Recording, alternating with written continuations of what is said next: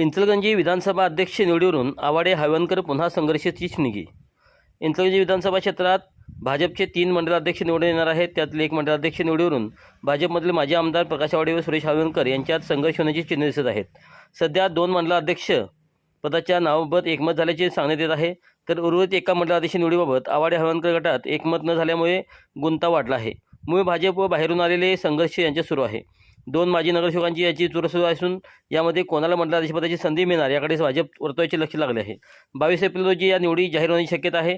यापूर्वी इचलकरंजी शहराध्यक्ष असे एकच पद भाजपमध्ये होते। नवीन धोरणानुसार आता इचलकरंजी विधानसभा क्षेत्रात 3 मंडलाध्यक्ष असणार आहेत। यामध्ये इचलकरंजी पूर्व, इचलकरंजी पश्चिम व इचलकरंजी ग्रामीण असे 3 मंडलाध्यक्ष निवडले जाणार आहेत। यातील 2 पदे आवाडे तर 1 पद हळवणकर गटाला देण्याची पक्षीय पातळीवर समझोता झाला आहे असे सांगण्यात आले। त्यानुसार ग्रामीण व पश्चिम विभागाच्या मंडलाध्यक्षपदासाठीच्या नावावर शिक्कामोर्तब झाले आहे। मात्र ऐनवेळी ग्रामीणच्या अध्यक्षपदाचे नाव बदलण्याची शक्यता वर्तवण्यात येत आहे। याबाबत पक्षांतर्गत मोठ्या घडामोडी सुरू असल्याची माहिती दिली आहे। दरम्यान इचलकरंजी पूर्व विभागासाठी मंडलाध्यक्षपदासाठी आवाडे गटाच्या एका ज्येष्ठ माजी नगरसेवकाचे नाव निश्चित होते। पक्षीय धोरणामुळे वयाची अडचण निर्माण झाल्यामुळे त्याचे नाव मागे पडले। या जागी नवीन नाव सुचवण्यात आले आहे। त्याला हळवणकर गटाकडून आक्षेप घेण्यात आल्याचे समजते।